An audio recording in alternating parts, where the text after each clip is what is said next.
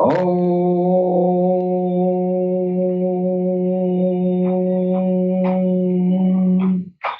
श्री काल के वैष्णवे नमः। ओम श्री काल के वैष्णवे नमः। ओम श्री काल की वैष्णवे नमः। वक्रतुंड महाकाय सूर्यकोटि संप्रभ निर्विघ्नं कुरु मे देवं सर्वकार्येषु सर्वदा।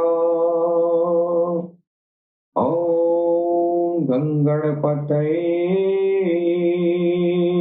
नमः। ॐ गंगणपतये नमः। ॐ गंगणपतये नमः। भगवान देवादिदेव महादेव भगवान शंकर की रुद्राष्टकम का स्तुति करने के पश्चात हम अपने भगवान सदगुरु सैयदी यूनुसल गौहर की चरण कमलों में भगवान बुद्ध की नगरी से मैं सर नवाकर कोटि कोटि प्रणाम करता हूँ। तत्पश्चात हमारे जितने भी भाई बहन जो पूरी दुनिया में प्यार मोहब्बत का पैगाम अलरा टीवी के प्लेटफॉर्म से दे रहे हैं, जो ऑल इंडिया हावर प्रोग्राम के बैनर तले जो लोग प्यार मोहब्बत का संदेश जन जन तक पहुंचा रहे हैं, उन सभी भाई बंधुओं को मैं सर नवाकर नमन करता हूं। दोस्तों, हमारे ऑल इंडिया हावर प्रोग्राम से जो संदेश दिया जाता है वो भगवान काल की अवतार इमाम मेहदी अस्सलातु वस्सलाम उदखील समावेल मैत्रेय तीर्थंकर नामक एक हस्ती है। सारे धर्मों में अपने अपने धर्म के हिसाब से अपने अपने धर्मों में तरह तरह की पेशनगोइयां उस आने वाली हस्ती के बारे में की गई है। लगभग सारे धर्म जो है जो ईश्वर प्रदत्त है, सारे धर्मों में आखिरी दौर में कलयुग में आने वाली एक हस्ती का बयान भविष्यवाणी पेशनगोई की गई है, जिसका नाम काल की अवतार मेहदी इमाम उदखील समावेल मैत्रेय तीर्थंकर इत्यादि नामों से जाना गया है। और उसी हस्ती की जो है शनाख्त हमारे अलरा टीवी प्लेटफॉर्म से पूरी इंसानियत को कराया जाता है। उसी हस्ती का पैगाम पूरी इंसानियत को पहुंचाया जाता है। और उसी कड़ी में ऑल इंडिया हावर के प्रोग्राम के बैनर तले हम भी जो है भगवान काल की अवतार की पहचान, उनकी शनाख्त कराने की इंसानियत के सामने पुरजोर कोशिश करते हैं। तो इसी क्रम में जो है भगवान काल की अवतार की पहचान की जो कड़ी है, इसमें हम गतांग के आगे जो है मैं प्रस्तुत करने जा रहा हूं। दोस्तों,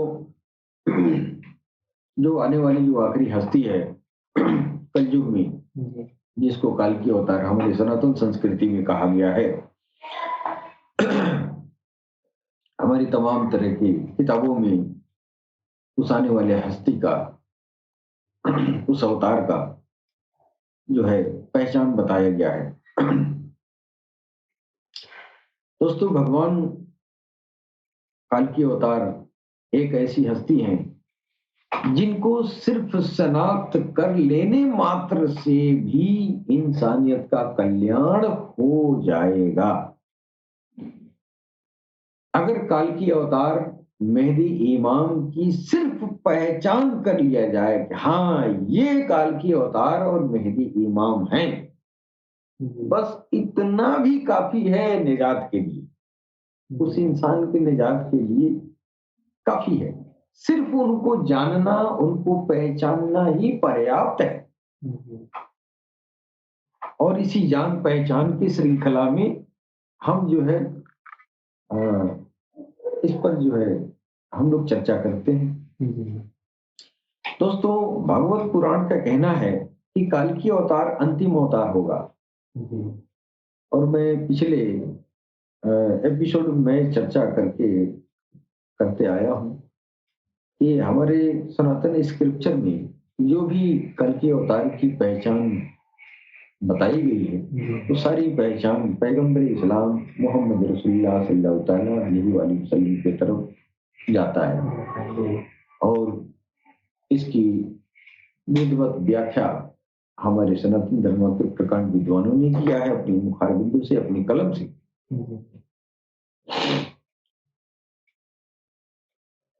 तो भागवत पुराण में काल की अवतार को अंतिम अवतार कहा गया है।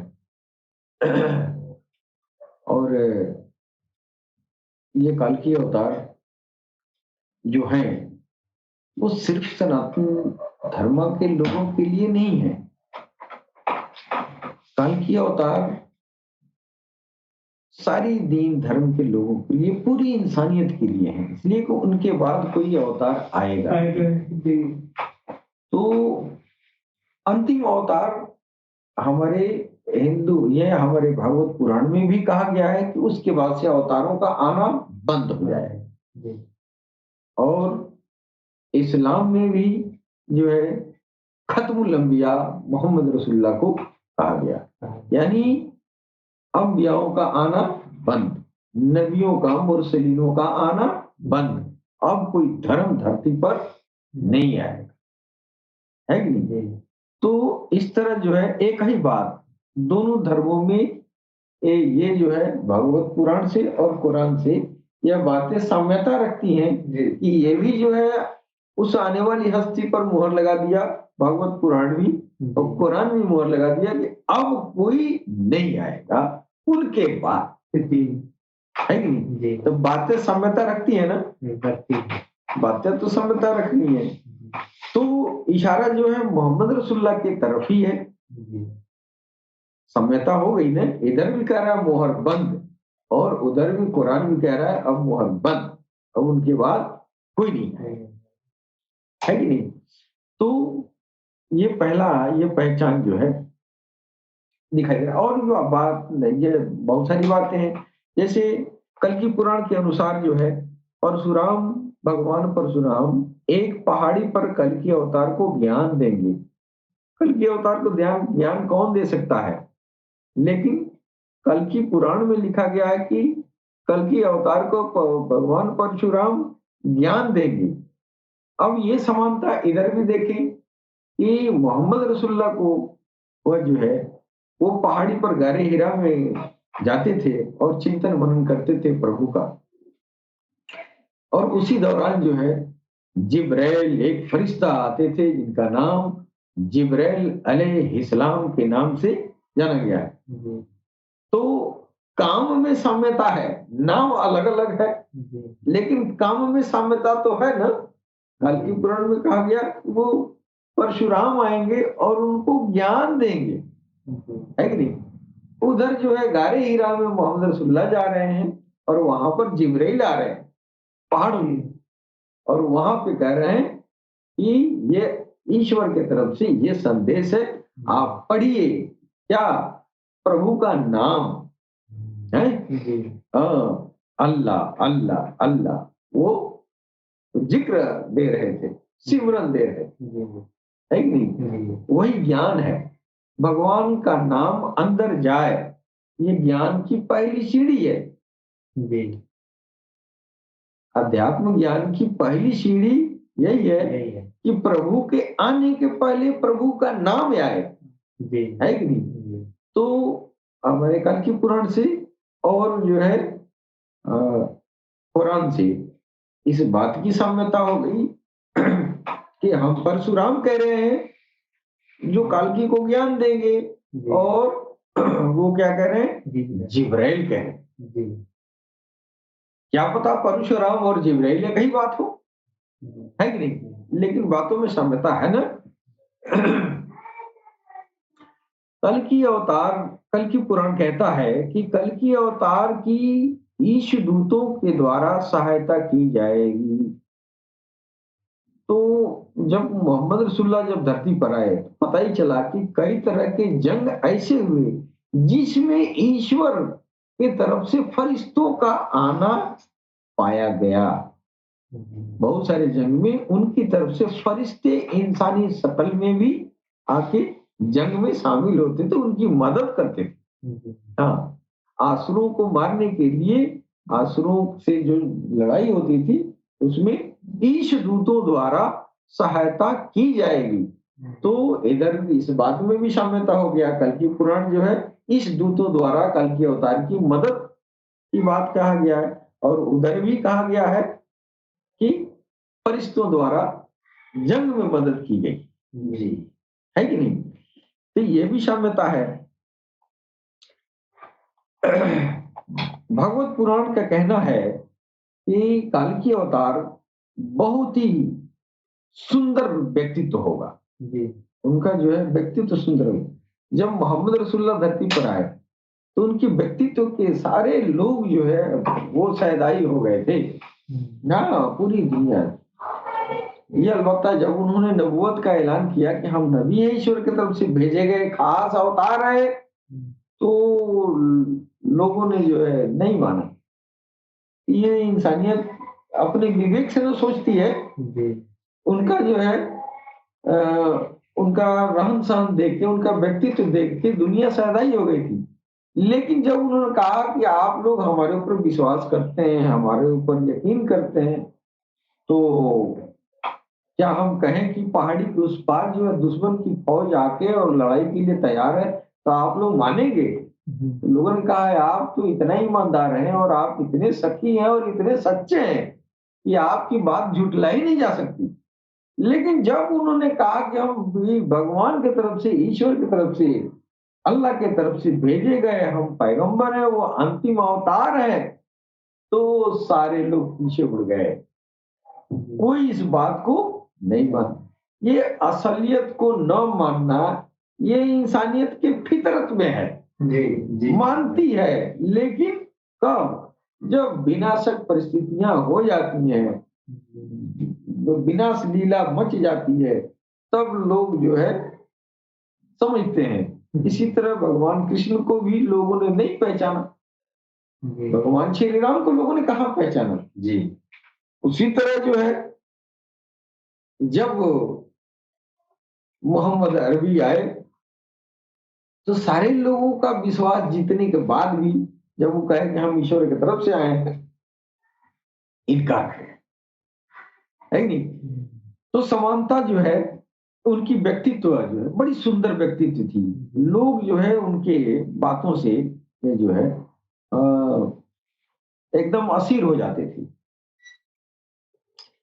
आया भगवत पुराण में विचरन्ना सुना छोड़िया हये न प्रति मधुति नृपलिंग गप्ते छदो दस्यून कोटिशोनी हनिष्यति। उनके व्यक्तित्व के बारे में ये जो है आया है। भगवत पुराण का कहना है कि कल्कि अवतार का शरीर सुगंधित होगा और उनके चारों ओर सुगंधित हवा हो जाएगी। जहां वो रहेंगे उनके इर्द गिर्द जो है सुगंध उनके पसीने से। अब एक जो है हमने सुना है कि मोहम्मद रसूलुल्लाह किसी दोस्त के घर सोए थे, तो वो जो है आपको पसीना आ रहा था, उस पसीने को किसी ने, कोई महिला ने उसको जो है शीशी में रोक लिया और उस पसीने को जो है वो संरक्षित करके रखी हुई थी और वो जो है इतना खुशबूदार था, इतना खुशबूदार था कि उस समय शादी ब्याह जब होता था तो दुल्हन को उस पसीने को लगाया जाता था खुशबू के लिए। हाँ, तो पसीने में इतनी खुशबू थी, तो उनकी खुशबू की व्याख्या हमारे सनातन धर्म में आया है भागवत पुराण में। वो इतने खुशबूदार होंगे और ये खुशबू, इस तरह के खुशबूदार इंसान मोहम्मद रसूलुल्लाह को पाए। तुलसीदास कहें यहाँ न पक्षपात कछु राखो, वेद पुराण संत मत भाखो। पक्षपात करेंगे, मन में कलेश करेंगे तो भगवान की लीला को नहीं समझ पाएंगे, माने कि नहीं? हाँ, वो भगवान सबका है ना, वो सबका है, हिंदू का भी है, मुसलमान का भी है, सबका है। हम अपनी तरफ से बना लिए हैं कि वो मेरा है, वो तेरा है, वो मेरा है, ऐसा नहीं है। असल बात यह है कि जो तेरा है वो मेरा है।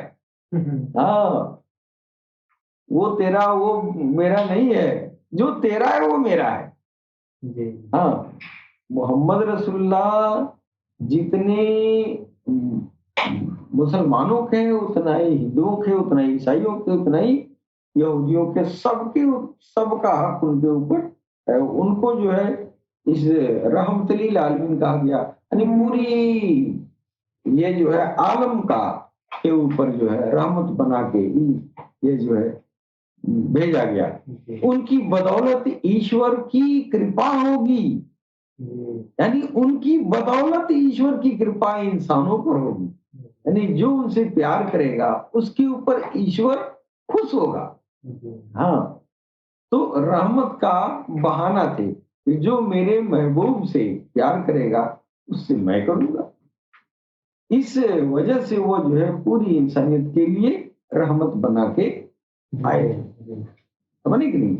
इसके अलावा भी तो और भी सारी खूबियां मैं बयान करके आ चुका हूं कि किसी भी इंसान के अंदर जो भी जो है पारस्तात्मिक आत्माएं, वानस्पतिक आत्माएं और ये जो है ये पार्श्व आत्माओं के जरिए इंसान का जिस्म ढांचा बनता है, चाहे हिंदू का हो चाहे मुसलमान का हो, किसी का जिस्म इन्हीं आत्माओं के जरिए बनता है। और इन आत्माओं की सरदार आत्मा मोहम्मद रसूलुल्लाह की जिस्म बनाने वाली आत्माएं हैं जी, है कि नहीं? सरदार आत्माएं हैं, वो उस सबकी जो है वो सरदार बना के, सारी आत्माओं के सरदार बना के भेजे गए थे। भगवत पुराण खंड 12 अध्याय 2 में यह उल्लेख किया गया है कि कल की अवतार 8 निम्न विशेष गुणों वाला होगा। ज्ञान सम्मानित वंश, आत्म संयम, दिव्य ज्ञान, बहादुरी, संयत भाषण, संयमित भाषण, उनकी जो बोलते थे, जो खुतबा देते थे, वो निहायत ही संयमित भाषा थी, किसी की दिलाजारी होने वाली नहीं थी। और भगवत पुराण खंड 12 में अध्याय 2 में ये जो है इस इन गुणों को जो है व्याख्या किया गया है। अष्टागुणा पुरुषं दीप्यन्ति, प्रज्ञा च कौल्यं दमः श्रुत च, पराक्रमश्च बहुभाषिला च, दानं गथा शक्ति कृतज्ञता च।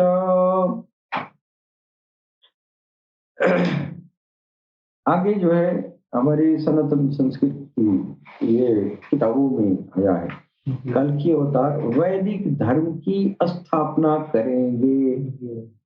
वैदिक धर्म की तमाम सारी परिभाषाएं दी गई हैं, सबकी परिभाषाएं अपनी अपनी जगह पर सत्य है, ठीक है, लेकिन जो वैदिक धर्म की वास्तविक परिभाषा है वो यही है। ये वैदिक धर्म उसी को कहते हैं जो एक ईश्वर की पूजा करने वाला हो, यानी एक ईश्वरवाद ही वैदिक धर्म है। अब बिगाड़ जब पैदा हुआ समय के अंतराल की वजह से, तो वैदिक धर्म में बहुदेववादी विचारधारा आ गए। फिर भी वो बहुदेववादी जो विचारधारा आए, वो वो भी जो है एक ईश्वर के परिप्रेक्ष्य में ही जो है बहुत देवताओं की पूजा थोड़ी शुरू हुई, लेकिन मूल में एक ईश्वरवाद ही है। इसी को वैदिक सभ्यता कहते हैं, इसी को वैदिक धर्म कहते हैं, है कि नहीं? अब इस वैदिक धर्म में धीरे धीरे बिगाड़ पैदा होता गया, और आज तो इस तरह की वैदिक धर्म में बिगाड़ पैदा हुआ है कि आप रास्ता चलिए तो कहीं भी पीपल का पेड़ है, कोई नीम का पेड़ है, कोई इस तरह का वहां मंदिर बना के और इस तरह का वो उसकी पूजा अर्चना करनी शुरू हो जाती है। और जो जो ही करता है वो वैदिक धर्म वाले सब उस सब को सही मानते हैं। हाँ, ये भी सही है, ये भी सही है, ये भी सही है, लेकिन वो रीति वैदिक तो है नहीं। आप मिट्टी का पिंडी बना बना के जगह जगह रखे हैं, तो ये वैदिक धर्म नहीं है। वैदिक धर्म का बिगड़ा हुआ रूप है कि नहीं? वो एकेश्वरवाद तो हुआ नहीं। अब आप मिट्टी के पिंडी के ही चक्कर में पड़ेंगे, उस पार ब्रह्म परमेश्वर को तो आप भूल गए, है कि नहीं? और बहुत सारी अदृश्य आत्माएं धरती पर जो है इंसानों के अलावा भी बनाई हैं, जो आपके नजर में नहीं आती हैं। वो जो है शैतानी आत्माएं होती हैं, है कि नहीं? तो आप जो है वो शैतानी आत्मा पहचानने की आपके अंदर क्षमता तो है नहीं। अगर कहीं जिन्नात अपना करामात दिखा रहा है, आपको पता नहीं है कि ये जिन्नात है, और आप उसको अपने विवेक के अनुसार किसी को क्या क्या आप बना के रख देते हैं, है कि नहीं? तो ये बिगाड़ है, ये वैदिक धर्म नहीं है। वैदिक धर्म एकेश्वरवाद है। तो कल की अवतार पुनः वैदिक धर्म की स्थापना करेंगे, है कि नहीं? अब जब मोहम्मद रसूलुल्लाह जो इस्लाम लेके आए, तो इस्लाम का मूल अर्थ वैदिक धर्म ही है। मूल में वैदिक धर्म है। अब जो कानून बना, तो वैदिक रीति में जो बिगाड़ पैदा हुआ था कि जगह जगह पिंडी बना बना के पूजना और जगह जगह भगवान के नाम पर ठगहाई करना, बहुत दिनों से आ रहा है। ये सब व्याप्त हो गया था, है कि नहीं? जिसके अंदर ब्रह्म नहीं है उसको भी जो है वो भी जो है गीता का श्लोक पढ़ के और अहम ब्रह्मास्मि कहने लगा कि मैं ही ब्रह्म हूँ, मैं ही ब्रह्म हूँ, है कि नहीं? तो इसमें बेलगाम हो गया ना। कोई भी कहते हैं हम भगवान हैं, हम कृष्ण है, हम राम है, कहते आए, बिगाड़ पैदा होती गई। तो ये जो है, जो राम थे, उस राम के देखा देखी पता नहीं कितना राम बन गए, कितना कृष्ण बन गए, नकल करके और लोगों को मति भ्रम करके सामाजिक शोषण किया जाता है। ये बुराइयां हैं जो वैदिक रीति में आ गई। लेकिन वैदिक धर्म के जो है मूल जो है सिद्धांत एकेश्वरवाद ही है, और ये एकेश्वरवाद इस्लाम का मूल रूप है कि नहीं? तो धर्म बुरा नहीं होता है, आदमी की समझ बुरी हो जाती है। इसलिए ये इंसान के ऊपर, हर इंसान के साथ एक ऐसा शैतानी आत्मा लगाई गई है कि उसकी समझ को कभी ठीक करने नहीं देगी और नफरत का सौदा कराती रहेगी इंसानियत से। दूसरी बात यह है कि एक और जो है भगवान कल्कि अवतार के बारे में आम तौर से आम लोगों की धारणा है कि किताबों में लिखा है कि कल्कि अवतार घोड़े की सवारी करेंगे और तलवार के साथ जो है घोड़े पर सवार होकर घूमेंगे और दुश्मन से लड़ाई करेंगे। तो इससे भी जो है ये घोड़े पर सवारी करना और तलवार से लड़ाई करना, ये मोहम्मद रसूलुल्लाह के बाद से ये सब बातें खत्म हो गई। अब इस दौर में हम कल्कि अवतार को अगर हम इस इस विधि से, इस लेखनी के जरिए हम तलाश करेंगे इस दौर में, तो ये हमारी जो है, क्या कहा जाए, ये नासमझी है।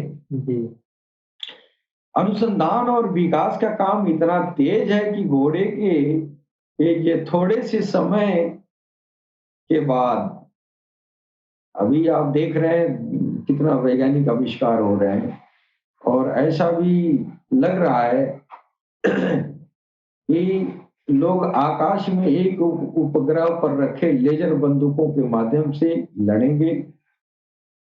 लड़ाई का ये अत्याधुनिक तरीका हो गया है। क्या हम अभी भी उम्मीद करते हैं कि दुनिया का जो रक्षक, अंतिम अवतार, कल्कि अवतार, उदकेल समावेल, इमाम मेहदी, मैत्रेय तीर्थंकर, जो दुनिया का रक्षक है, वो इस दौर में आके क्या वो घोड़े पर सवारी करके तलवार चलाएगा और इससे लड़ाई करेगा? आपका विवेक क्या कहता है? क्या ऐसा मुमकिन है? इस दौर में जो है ऐसा करेगा? नहीं करेगा। इसलिए आम आदमी जो है हवाई जहाज से चल रहा है और दुनिया का रक्षक आएगा तो वो भुइयां भुइयां चलेगा। अब क्या है, आप बात करते हैं? तो ये जो है अपने समझ की बात है कि इस तरह की आप जो है दुनिया का रक्षक जो है जन्म लेकर घोड़े पर सवार होकर और दुश्मनों का नाश इस तरह नहीं करेगा, है कि नहीं? लेकिन अगर किताब में लिखा है तो सही है। क्यों सही है? तो जब वो आए कल्कि अवतार का पहला दौर शुरू हुआ, वो तो कई एपिसोड में आएंगे ने पहला एपिसोड जब आए, वही पहले एपिसोड का व्याख्या दिया गया है। उस समय मोहम्मद रसूलुल्लाह घोड़ा से चलते थे, तलवार का प्रयोग करते थे, है कि नहीं? उस समय जो है वो शैतान जो कली थे उनका नाश किए। अब लोगों के मन में ये होता है इस्लाम, लेकिन इस्लाम वैदिक धर्म का जो बिगड़ा हुआ रूप था उसको सुधारने के लिए एक नए धर्म की स्थापना किए। लेकिन उन्होंने ये नहीं कहा कि सारे वैदिक धर्म वाले आ जाओ। उन्होंने कहा तेरी मर्जी, ये अच्छा आइटम तुम्हारे पास रखे हैं, एक अच्छा रास्ता है, आ जाओ तो आ जाओ, नहीं आओ तो अपने रास्ते में ठीक रहो। हाँ, बतौर नबी सारे धर्मों के लोगों को उसी धर्म के अनुरूप पूजा पाठ करने की हिदायत भी दिए। उनको इस्लाम के लिए नबी नहीं थे, इस्लाम के लिए मुरसिल थे, रसूल थे, किताब लेके आए, धर्म के निर्माण किए। लेकिन और लोगों के लिए नबी थे। नबी क्या करता है? पुराने जो धर्म में बिगाड़ पैदा हुआ है उसको सुधारता है।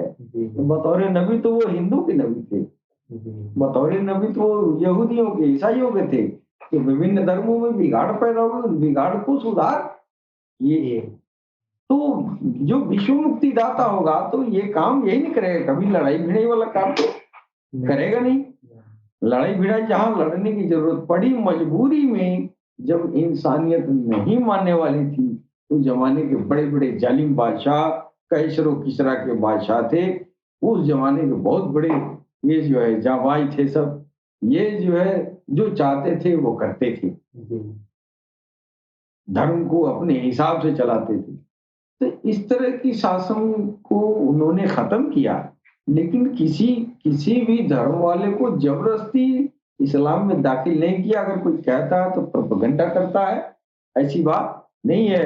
मोहम्मद रसूलुल्लाह तो अपने मस्जिद में यहूदियों को अपने धर्म के हिसाब से पूजा पाठ करने का हुक्म दिया था। लेकिन अब इतनी बड़ी मनीषी को लोग जो है हेन पतर करके रख दिया इंसानियत ने, है कि नहीं? तो और भी मैं जो है इसके बारे में जिक्र मैंने किया है कि और भी समानताएं जो हिंदू स्क्रिप्चर में लिखे गए हैं जो मोहम्मद रसूलुल्लाह से मिलते जुलते हैं। अब देखिए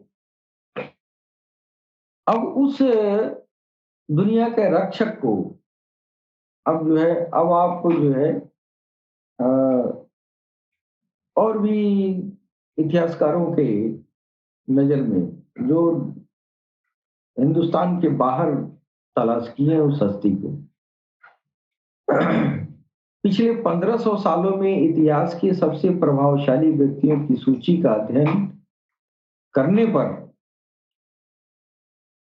अगर माइकल एच हार्ट द्वारा लिखित किताब इतिहास के 100 सबसे प्रभावशाली व्यक्तित्व को देखें तो हम हजरत मोहम्मद सल्लल्लाहु ताला अलैहि वसल्लम के रूप में पहला नाम पाते हैं। माइकल एच हार्ट जो था, उन्हें इतिहास में लिखा है, तो उसने जो है 100 प्रभावशाली, विश्व के सबसे प्रभावशाली लोगों के नाम की सूची बनाया, जिसमें पहले नंबर पर मोहम्मद रसूलुल्लाह को रखा है। और वह 571 ईस्वी में पैदा हुए और इतनी प्रसिद्धि के साथ कोई ऐसा व्यक्ति ने लगभग 500 ईसा में जन्म नहीं लिया। 500 ईस्वी में कोई इस तरह का हस्ती, उस तरह का व्यक्तित्व नहीं हुआ।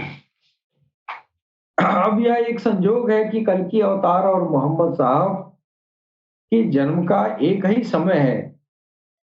इसके अलावा आप जो है जन्म तिथि, जन्म स्थान, पारिवारिक पृष्ठभूमि, पिता का नाम, माता का नाम, इसका जो है विधिवत विश्लेषण करने पर पता चलता है कि मोहम्मद रसूलुल्लाह कल्कि अवतार किताबों की रोशनी में पाए जा रहे हैं, है कि नहीं? लेकिन अब इस दौर की बात है कि अब तो वो तो गुजर गए ना, कल्कि अवतार का वक्त तो गुजर गया। अब इस समय, अब इस समय जो पापाचार है, वो पापाचार कैसे होगा, कैसे दूर होगा? तो ये वैदिक धर्म जो है कल्कि अवतार की पहचान मोहम्मद रसूलुल्लाह के रूप में कर रहा है। और जब मोहम्मद रसूलुल्लाह आ रहे हैं, जब वो कल्कि अवतार आ रहे हैं, तो वो कह रहे हैं कि मेरे बाद, मेरे खानदान से एक ऐसे मनीषी आएंगे जो मेरे ही खानदान से होंगे और वो हूबहू मेरे ही तरह बोलेंगे, मेरे ही तरह चलेंगे, मेरे ही तरह उनका हाव भाव, स्वभाव, नाक, नक्शा सब कुछ होगा, है कि नहीं? ये उन इनके बारे में अब तो वेद और पुराण है उनको कह रहा है, और वो आगे कह रहे हैं नहीं, मेरे बाद एक और आएंगे। इधर कुरान कह रहा है वो लिल आखिरती खैर लकुम मिनल उला, यानी है नबी, आपका जो ये दौर है ना, इस दौर से बेहतर अगला दौर होगा, है कि नहीं? तो इधर दौर हो गया, कुरान बता रहा है कि आपका दौर यानी आप ही होंगे अगली बार, यानी कलयुग के मध्यावधि में, यानी बीच में आपका आना कई बार होगा, बोलेगी। तो अब जो है वेद, पुराण और कुरान तीनों में जो है ये अब तुलनात्मक अध्ययन कर रहे हैं। एक बात कुरान में दूसरे दौर की बात कह दिया है। पहले दौर तो कुरान कह रहा है, कुरान ये जो है वेद कह रहा है कि नहीं? पहले दौर के बारे में सूचना दे दिया। दूसरे दौर के बारे में जब वो आ गए तो कुरान आया, और उस कुरान में अब दूसरे दौर का चर्चा कर रहा है, ईश्वर की तरफ से चर्चा हो रही है कि नहीं? इसलिए 4,32,000 साल का जो है कलयुग होगा, कलयुग में आना है। अब कलयुग कहा ही जाता है जब कली का प्रकोप हो जाए, तो ऐसा नहीं, कुछ लोग कहते हैं कलयुग के आखिरी में आएंगे, कलयुग के आखिरी में आएंगे तब तक सब लोग मर जाएंगे, तो आगे क्या करेंगे? आने के क्या मतलब है कि नहीं? अब इस समय आप घोड़ा और तलवार में आप खोज रहे हैं, इस समय घोड़ा और तलवार में आने के पहले इस दुनिया को पहले बर्बाद होना पड़ेगा, सारा वैज्ञानिक विकास खत्म हो जाएगा, फिर उस समय घोड़ा तलवार शुरू होगा, है कि नहीं? और उस समय आपके तस्वीर के हिसाब से आएंगे, तो भाई आप विनाश जब हो जाएगा तो आगे क्या करेंगे? कल की अवतार को तो विनाश रोकने के लिए आना है ना, दुनिया में दुनिया को इंसाफ से भरना है ना, दुनिया में एक दूसरे के बीच जो है मोहब्बत कायम करना है कि नहीं? तो फिर आप घोड़ा और तलवार के रूप में खोजेंगे तो ये सब बर्बाद होगा, तभी घोड़ा तलवार पे दुनिया जाएगी। अभी तो मिसाइल पर है कि नहीं? तो उनकी लड़ाई मिसाइल पर है, मिसाइल के युग में आएंगे तो मिसाइले से लड़ाई करेंगे, है कि नहीं? लेकिन लड़ाई वाला सिलसिला सिर्फ उनके पहले दौर में था जी, वो जो घोड़ा और तलवार से हो चुका। जब दूसरा दौर आएगा तो दूसरे दौर में तीर और तलवार की जरूरत नहीं है, इसलिए कि उनका पैगाम ऑलरेडी, उनके पैगाम जो है दूसरे दौर तक लोग जान चुके होंगे।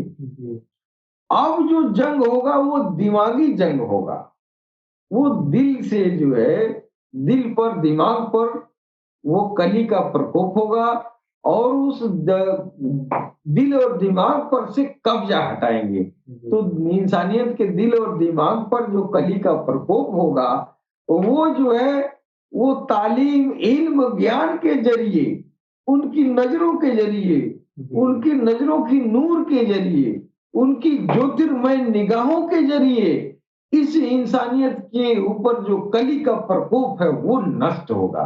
यानी इस दौर में काल की अवतार का जो रोल है वो तीर और तलवार और घोड़े और घुड़सवारी का नहीं है जी। क्यों? और वो घोड़े और घुड़सवारी की जरूरतें नहीं है, इसलिए जो है इस दौर में जो है आप आए जी। इस दौर में तो ये बम का दौर है भाई, कितने कितने मिसाइल खतरनाक है। तो इस समय की लड़ाई तो यही है कि दुनिया अगर वो मिसाइल का इस्तेमाल करेंगे तो दुनिया नष्ट हो जाएगी ना। इस आधुनिकतम हथियार का इस्तेमाल करेंगे दुष्टों का विनाश करने के लिए तो पूरी इंसानियत खत्म हो जाएगी। लिहाजा वो इस दौर में जहां जंग जो है इंसानियत के दिमाग और दिल पर करना है, वहां तीर और तलवार से काम नहीं चलेगा। उसमें जो है अपने ज्ञान, इल्म, तालीम के जरिए इंसानियत के दिलों से कली का प्रकोप हटाएंगे। तो पहला दौर क्या हो गया? पहला दौर तो मोहम्मद रसूलुल्लाह के रूप में, दूसरा दौर जो है इमाम मेहदी के रूप में, और हम लोग उस इमाम मेहदी को जो कल की अवतार का दूसरा दौर है, हम लोग सरकार सैयदना गौहर शाही के रूप में शनाख्त किए हैं सबूतों के तौर पे, किताबों की रोशनी में। और ये दुनिया के सामने यह बात परोसी जा रही है कि आप ये जंगो जदल की बात छोड़ें, सैयदना गौहर शाही की पैगामात को समझें, सुने, आजमाएं और देखें आपके ऊपर जो कली का प्रभाव है, जो आपके नफ्स का, शैतान का जो प्रभाव है, वो कितनी आसानी से वो प्रभाव खत्म हो जा रहा है।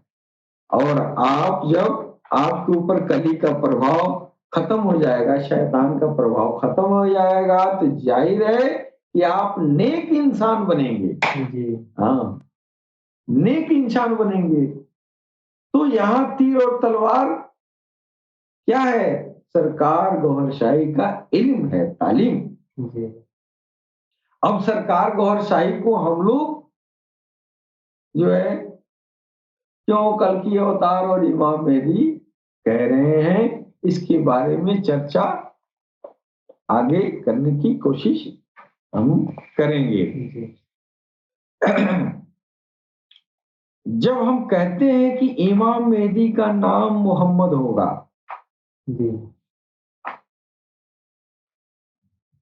और बाप का नाम अब्दुल्ला होगा, और माँ का नाम आमना होगा, तो फिर ये क्यों नहीं कहते कि मोहम्मद खुद ही होंगे इस दुनिया में, दोबारा वही होंगे।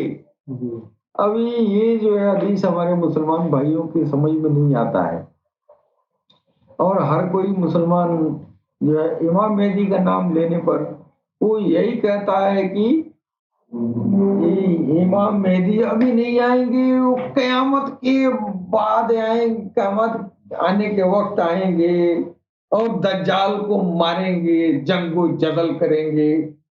यार जंगो जदल का जमाना खत्म हो गया जी।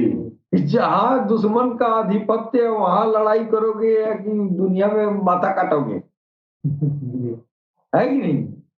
दुनिया में माथा काटने से होगा। सबके सर पे शैतान बैठा है, दिल पर बैठा है, सारी आत्माओं पर बैठा हुआ है, उसका कब्जा है, वहां से उसको शिकस्त करवाएंगे। इसमें जो है जंगो जदल कहाँ है जी। और दूसरी बात यह है कि मोहम्मद रसूलुल्लाह, जब उनका नाम मोहम्मद होगा, उनके माँ का नाम आमना होगा, उनके पिताजी का नाम अब्दुल्ला होगा। यह कहानी तो सब जानते हैं, लेकिन ये कोई नहीं जानता है कि वही आएंगे, वही आएंगे। भाई हदीस की जो वाक्य लिखा गया है कि उनका नाम मोहम्मद होगा और उनके माँ बाप का नाम आमना अब्दुल्ला होगा, है। अब इसके अलावा कोई, इस मोहम्मद के अलावा कोई दूसरा मोहम्मद थोड़ी होगा। ये तो अल्लाह को गंवारा ही नहीं है, ये ईश्वर को तो गंवारा ही नहीं होगा कि दूसरा मोहम्मद हो जाए, दूसरा आमना हो जाए और दूसरा अब्दुल्ला हो जाए। वही आमना अब्दुल्ला वाले हैं जो यहाँ आएंगे। अब यह जो है हमारे मुसलमान भाइयों को अब ये सोचेंगे कि पुनः पैदा होंगे तब न आएंगे। अब पुनः पैदा होने वाली ये जो है ये तो समझ के बाहर है। बिना रूहानी तालीम हासिल किए ये पता नहीं चलेगा कि पुनर्जन्म क्या होती है। पुनर्जन्म में तो लोग मार काट करते आए हैं पूरी दुनिया में, है। हिंदू कहता है हम फिर पैदा होंगे, मुसलमान कहता है हम नहीं पैदा होंगे। अब इस दौर में, इस शासक के दौर में अगर कहा जाए कि मोहम्मद रसूलुल्लाह जो है पुनः आएंगे, है कि नहीं, तो लोगों की खोपड़ी घूम जाती है। क्यों? तो उसको मालूम नहीं अर्जी अरवा समावी अरवा होती है कि नहीं। जब आएंगे तो अर्जी अरवा के जरिए आएंगे, जो अर्जी अरवा है पुनर्जन्म में भाग लेती है।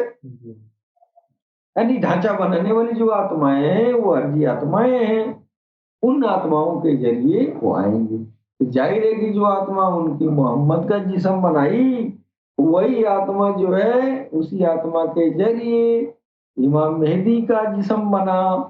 तो बात तो वही हुआ, वही मोहम्मद इधर आ गए, है कि नहीं। वही मोहम्मद इधर आ गए। तो अब ये बात जो है लोगों के दिमाग में आता नहीं है। अगर वो रूहानी इल्म जो है हासिल करेंगे तो पता चल जाएगा अर्जी अरवा मोहम्मद रसूलुल्लाह की जिस्म बनाने वाली आत्माएं उनके पास रखी गई थी। तो हदीस कह रहा है कि आने वाली जात जिसका जो टाइटल इमाम मेहदी है और जिसका टाइटल कल्कि अवतार उद्खील समावील मैत्रेय तीर्थंकर है, ये तो हम कह रहे हैं, लेकिन हदीसों में इमाम मेहदी कहा गया है। और बाकी धर्मों में जो है वो तरह तरह के नाम रखे गए हैं, लेकिन हदीसों में इमाम मेहदी रखा गया है। तो ये जो है वो जो हदीस में जो बातें कही जा रही हैं, वो आने वाली जात जिसका टाइटल इमाम मेहदी है, वो मोहम्मद रसूलुल्लाह सल्लल्लाहु ताला अलैहि वसल्लम ही हैं। तो काल की अवतार भी वही हैं, है कि नहीं? अगर इमाम मेहदी मोहम्मद रसूलुल्लाह है, तो काल की अवतार भी इमाम मेहदी है। और अगर इमाम मेहदी सरकार गौहर शाही है, तो फिर काल की अवतार भी गौहर शाही है। क्यों? तो काल की अवतार मोहम्मद रसूलुल्लाह अगर है, तो उनका दौर जब गौहर शाही के रूप में हो रहा है, तो काल की अवतार का भी दूसरा रूप गौहर शाही के रूप में हुआ, है कि नहीं? तो ये जो है काल की अवतार, इतने लंबे जो कलयुग का वो कालांतर है, उस कालांतर के बीच जो है कई एपिसोड में उनका आना होगा। अब आप यहां देखिए कि काल की अवतार मोहम्मद रसूलुल्लाह का दो दौर हो गया, यानी मोहम्मद के रूप में जो है ईश्वर ने दो तरह का उनका जो है जीवन काल बनाया, जनमानस की मदद के लिए, है कि नहीं? एक दौर मोहम्मद के रूप में, दूसरा दौर मेहदी के रूप में, है कि नहीं? तो उसी तरह जब मेहदी आ गए, तो इनका भी जो है वो दो दौर होगा, है कि नहीं? हाँ, इनका भी दो दौर होगा, इसलिए कि पहले दौर में जब आए तो उनका जो है दो हिस्से में उनकी उनका जो ये किरदार था दुनिया में, वो दो हिस्से में कर दिया। अब दो हिस्से में क्यों किया? पहले हिस्से में तो अपना जो है इंसानियत के बीच जो जिस समय इंसानियत की खोपड़ी ही खत्म हो गई थी, सिर्फ वो जंगो जदल ही जानते थे और रूहानियत तो थी ही नहीं, है कि नहीं? और ईश्वर जो धरती पर देना चाहता था, जो अध्यात्म ज्ञान, जो एडवांस स्पिरिचुअलिटी जो देना चाहता था, उस समय के दौर में लोगों की वो मानसिक धरातल उसको ग्रहण करने के लायक नहीं थी।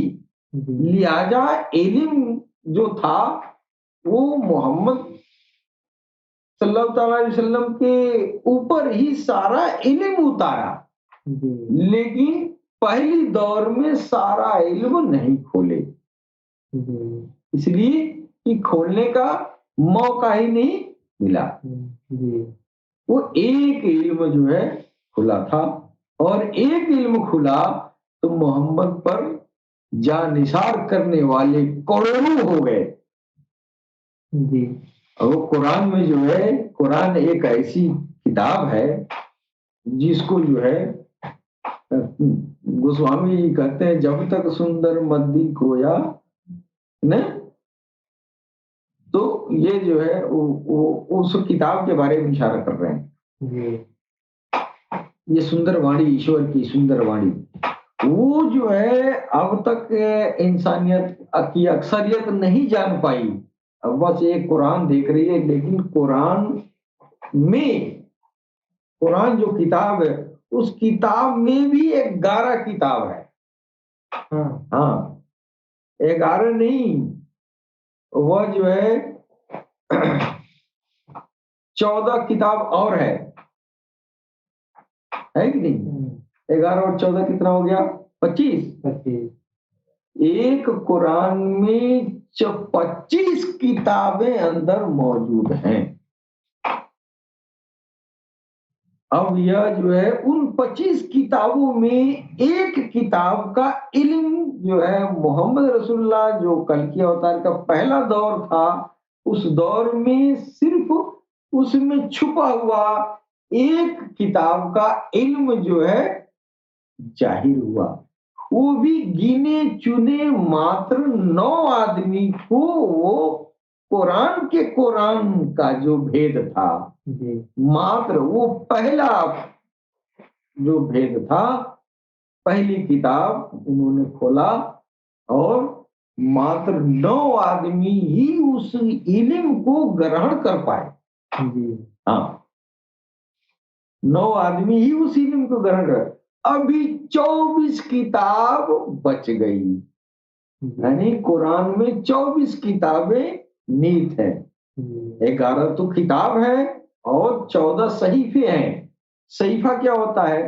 वो जो दुनिया में जो नबी आते थे, अवतार आते थे, नहीं, वो पिछले जो धर्म जो चला आ रहा था, उस धर्म में जो बिगाड़ पैदा हो जाता था, उस बिगाड़ को सुधारने के लिए ईश्वर के तरफ से सहीफा आता था। यानी 10 2 4 10 20 पन्ने का या 2 4 हजार शब्दों का वो जो है बातें होंगी, वो सहीफा है।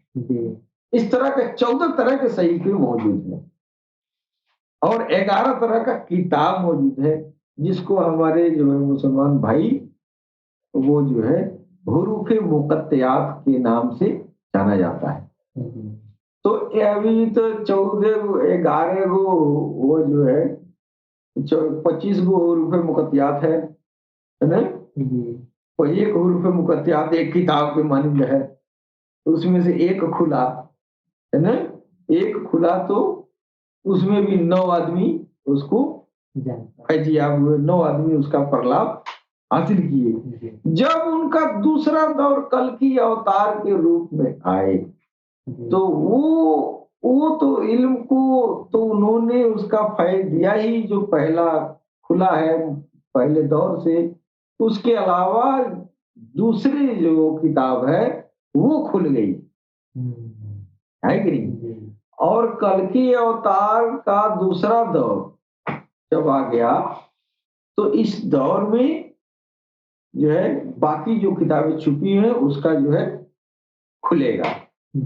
और जब इनका जो है इमाम मेहदी यानी का जो है कल्कि का दूसरा दौर यानी इमाम मेहदी का भी 2 दौर होगा, तो कुछ इधर खुलेगा, कुछ समय के हिसाब से कुछ इल्म खुलेगा। इसीलिए ईश्वर ने कहा था कि आपका इस दौर से बेहतर अगला दौर होगा। यानी अब कुरान में जो 25 किताबें अंदर निहित हैं, उन सारी इल्म ज्ञान को जो ईश्वर ने भेजा है इंसानियत के लिए, सबका जो है आम करेंगे। और आज देखिए, ये जो अब धर्म की कैद नहीं है, सरकार गौरशाही, जब कल्कि अवतार का दूसरा दौर हुआ तो हिंदू हो तो राम राम पढ़ो, तो मुस्लिम है तो अल्लाह अल्लाह पढ़ो, बस तेरे दिल में जो है राम राम गया, तेरे दिल में अल्लाह अल्लाह गया, फिर तेरा जो है आगे का आध्यात्मिक मार्ग प्रशस्त होता रहेगा, तो एक न एक दिन भगवान तक पहुंच ही जाएगा। इसलिए कहा था ईश्वर ने कि आपका इस दौर से बेहतर अगला दौर होगा। यानी फैज का आलम ये होगा, उस जमाने में गिने चुने पाए आध्यात्मिक प्रलाप, इस जमाने में बाड़ा खुल गया। और फिर जब वापस आएंगे, जब सरकार गौरशाही जब आएंगे, जब हुकूमत का दौर होगा, उस समय क्या हाल होगा? इल्म का खजाना खुल गया है, उस समय तो बड़ा लूटेगा। हाँ, हर आम खास को। इसलिए कल्कि अवतार इंसानियत के निजात के लिए आए हैं, और सरकार गौरशाही कल्कि अवतार के दूसरे दौर के रूप में हम लोगों ने शनाख्त किया है। और हर आम अवामुन्नास से ये विनती है, निवेदन है कि इस महान ये जो है हस्ती को, इस विश्व मुक्ति दाता को पहचानने का प्रयास करें। ये सारी इंसानियत से अपील है, करजोर अपील है कि जाने क्या पता अगर बात समझ में आ जाए तो निजात मिल जाए। इसके साथ ही हम अपने वाणी पर विराम देना चाहते हैं। भगवान कल्कि अवतार ने चाहा तो फिर अगले सप्ताह इसी दिन मुलाकात होगी। तब तक के लिए आज्ञा दें। सलाम, नमस्ते, सत श्री अकाल, गौरशाही, मरहबा।